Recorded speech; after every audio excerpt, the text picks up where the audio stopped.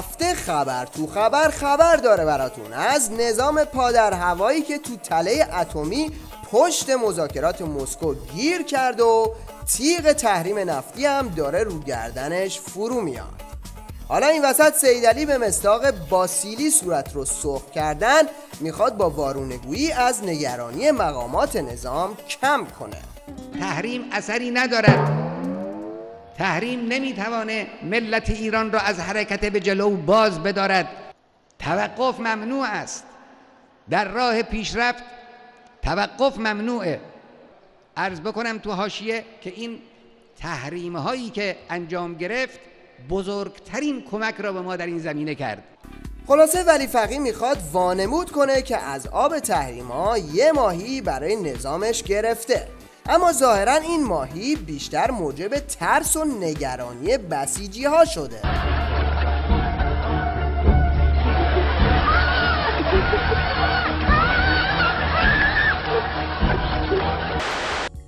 بسیجی هایی که میترسن قرار شده که بعد از شنیدن این ترانه دیگه از تحریم و عواقب بعدیش نترسن. من از آخر بازی نترسون، نگو که عزم ما تسلیم میشه. حالا هی دور ما دیوار پر کن، مگه این عشقم تحریم میشه؟ علاوه بر این ترانه، برای اثبات اینکه وضع نظام خوبه، این معاون احمدی نژاد که در دروغگویی یه قدم پشت سر رئیسشه، این نمونه های باورپذیر رو ارائه کرد. صادرات غیر نفتی ما امسال به 53 میلیارد رسید. نفت رو بالای 100 تا فروختیم. اونا تحریم کردن، ما بهتر فروختیم. وضع مردمون هم الحمدلله خوبه. فقط سوال اینه که وضع مردم در چه حوزه هایی خوبه؟ در بعضی از حوزه ها مثل حوزه هسته‌ای، حوزه نانو، دیگه به شما عرض کنم حوزه اعدام، حوزه غارت، حوزه سرکوب، طیب آفرین، حوزه تصادفات، حوزه فرار مغزها، حوزه فقر. وضع ما درخشانه. کارهایی که داره انجام میگیره کارهای درخشانی است. وضع درخشان این حکومت چپاولگر یه چیزی تو مایه های وضعیت این دوست هاست که فکر میکنن خیلی زرنگن.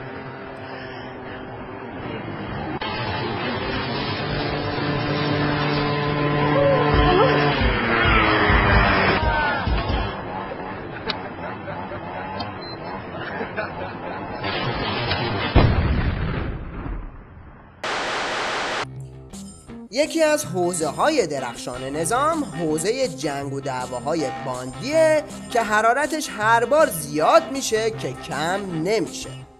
یکی از سیبل‌های ثابت این جنگ آمحموده که این بار تو کرمانشاه سربسته یه پنجه‌ای به ریش ولی فقیه کشید.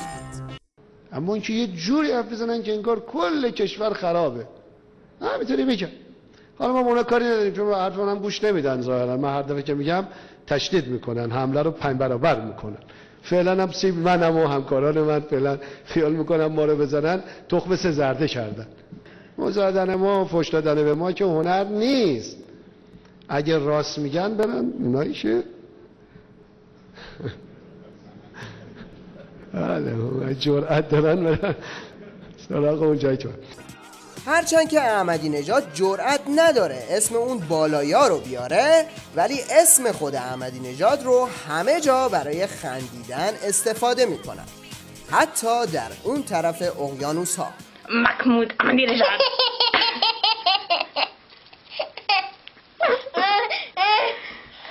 محمود احمدی نژاد. از اونجایی که نظام ورشکسته سیدعلی در این ایام برای جلوگیری از ریزش نیاز شدیدی به اعلام پیروزی داره، واموندگی مزدوران اسد در برابر ارتش آزادی سوریه رو اینطوری منعکس میکنه. ارتش و نیروهای امنیتی سوریه چند روزیه که عملیات برای پاکسازی تروریست‌ها را آغاز کردند. اونها تونستن بخش‌های زیادی از ریف و حمص را از گروه‌های مسلح پاکسازی کنند. اما در ریف منابع سوری میگن عملیاتشون در این منطقه دمشق با موفقیت پایان یافته و ریف هم کاملا از وجود تروریست‌ها پاکسازی شده.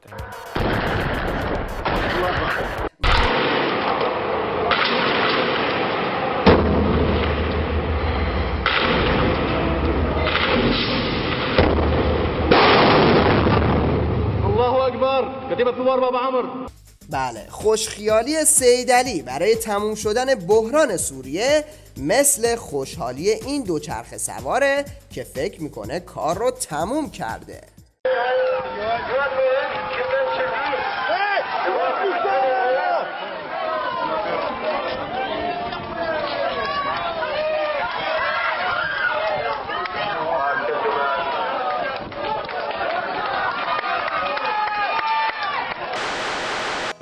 حالا سری بزنیم به گنداب متعفن نظام، یعنی دفترچه خاطرات امام. اول ببینیم خون مردم و انقلابشون چقدر برای دجال اهمیت داشت. امام وقتی توی 15 خرداد 42 مردم اون گونه که باید همراهی نکردن و رژیم حسابی سرکوب کرد قیام مردم رو، امام از اصل حرکتش پشیمان نشد. نگران آینده هم نبود، حالا انقلاب پیروز میشه نمیشه، مردم کشته میشن، من چیکار به این حرفا دارم. حالا این امامی که به کشته شدن مردم کاری نداشت و جون مردم براش مهم نبود، ببینیم به جون خودش چقدر اهمیت میداد. امام 14 سال که تبعید بود به عراق، شب جمعه ها گاهی که میخواست بره کربلا میگفت یک ماشین خوب تهیه کنید. دفتر آقا حساس شد که آقا هیچ وقت نمیگه یک کباب خوب، یک کفش خوب، یک لباس خوب، ولی به ماشینی که میرسه میگه یه ماشین خوب. گفتن آقا شما سر ماشین میگه ماشین خوب، جای دیگه این کلمه رو به کار نبری. گفت لباس کرباس منو نمیکشه، زیلو منو نمیکشه، ولی ماشین قراضه منو میکشه. سر سوار ماشین قراضه بشه.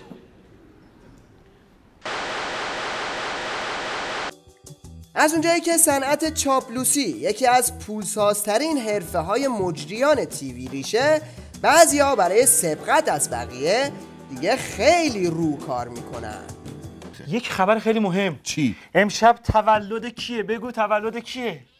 میگه نگو. میگه نه باید بگیم، ولی که پولمونو بگیریم باید بگیم. بگو تولد کیه؟ تولد کیه عزیز؟ تولد پسر تهیه کننده است. به به به به، اجازه بدید من برم کار. روحام. بله. بگو چند ساله شد؟ چند ساله شد؟ پشت کنکوری روحام. بسیار عالی. یک ساله شد. یک ساله شد. پشت کنکور به هر حال دیگه فرق نمیکنه. زنده باشه.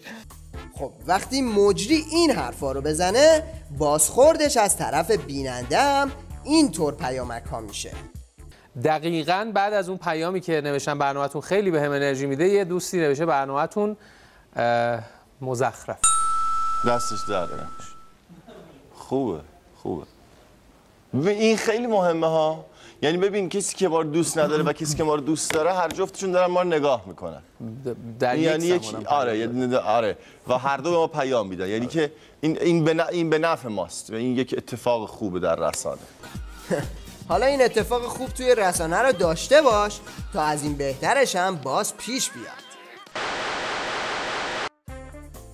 شاید برای بعضیا سوال بشه که این آخوندهای حکومتی توی کلاس‌های درسشون چی یاد میگیرن که آخرش اینطور مفخر میشن. میریم تو کلاس استاد اعظم طلاب سر دایناسورهای خبرگان و افاضاتش اندر باب مزایای چرت و تنبلی. پدرم گفت اینقدر جوانی خیلی اینقدر عبادت نکن، اینطوری هر روز صبح تا غروب موقع عبادت بکنی خوب نیست، همش روزه، همش نماز، همه چیزا. اینا یه قدری استراحت هم بکنی. اگه استراحت کنی میتونی مطالعه کنی، اگه استراحت کنی میتونی سر کلاس، ولی درست استراحت نکنی سر کلاس هم چرت میزنی. اللهم چرتن چرت، در حال چرت، در حال نعاس. بعضی شاگردا چرتو تا استاد شروع میکنه اونا خوابشون نمیکنن. بعضی هم هستن بودن تو هم دانشگاه که بیش از حد درس میخوندن، بیش از حد روزه میگرفتن، بیش از حد، نه اونم خوب نیست. اگه خواستید روزه بگیرید حالا اول ماه یه روز بگیرید، اما اگر از اول سخت بگیرید فرار میکنید. بله، این هم یکی از شاگردای این کلاس که حتی تو برنامه زنده تلویزیونی هم فرصت مرور این درس رو از دست نمیده. هم از طلوع صبح تا شب کار میکرد، 2 جا 3 جا کار میکنه که بتونه زندگیشو بچرخونه. بله. ولی اصلا روز خوش ندارن اینا تو زندگیشون، همه شک و بدبینی و دودلی نسبت بهشون داره و یه حرکات ناشایست. حالا که بحث آموزش شد، در پایان توجه شما را به 2 هنرنمایی جلب میکنیم. اول هنرنمایی این کوچولو بعد از یه دوره فشرده آموزشی.